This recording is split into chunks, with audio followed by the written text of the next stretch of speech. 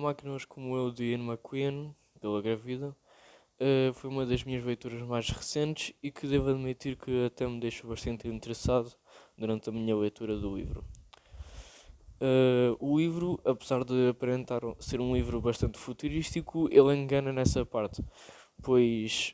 quando nós olhamos para a capa dele e até mesmo quando lemos o início do livro, nós achamos que isto é um livro futurístico, que fala sobre uma história que se passa no futuro, mas essa não é a realidade. O livro,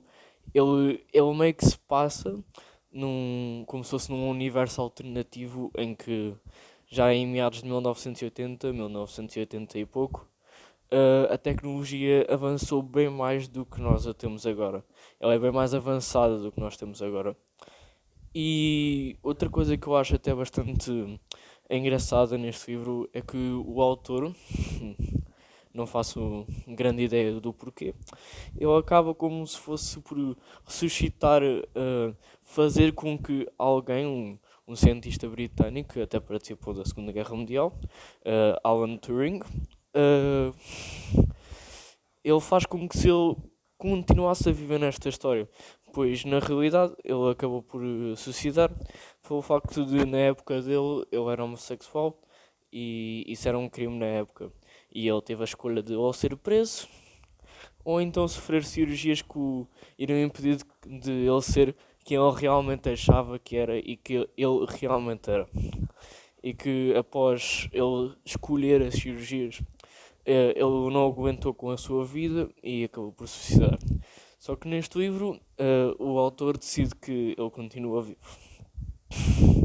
Após ele continuar vivo, ele acaba por contribuir para bastantes avanços tecnológicos e já em 1980 e pouco, basicamente ele acaba por contribuir para a criação de dois androids. Esses dois androids eles estão à venda, toda a gente os pode comprar se tiver dinheiro para o fazer, e eles normalmente vêm em duas versões: Adão ou Eva. Adão é um androide masculino e Eva é um androide feminino. A história acaba por se desenrolar com o Charlie, o personagem principal, que após ganhar a herança dos seus pais,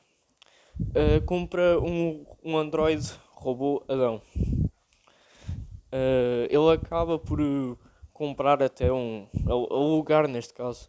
um piso superior de uma casa a uma rapariga chamada Mardine.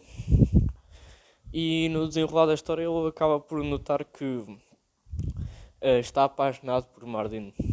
tem amor por Mardine, e ele decide que as configurações de Adão, nesse caso, serão metade dele e metade de Mardine, para que fosse justo para os dois possuírem o Android. A forma como basicamente dá para ver que Charlie ele fica bastante emocionado na história por comprar Adão. Eu acho que é uma forma do autor ter refletido a emoção com que as pessoas da época, na vida real naquela época, se sentiam com os novos avanços tecnológicos, principalmente até os computadores, que naquela época, apesar de serem bastante simples, já eram vistos como grandes avanços tecnológicos e até eram bastante úteis para as suas funções. E com isto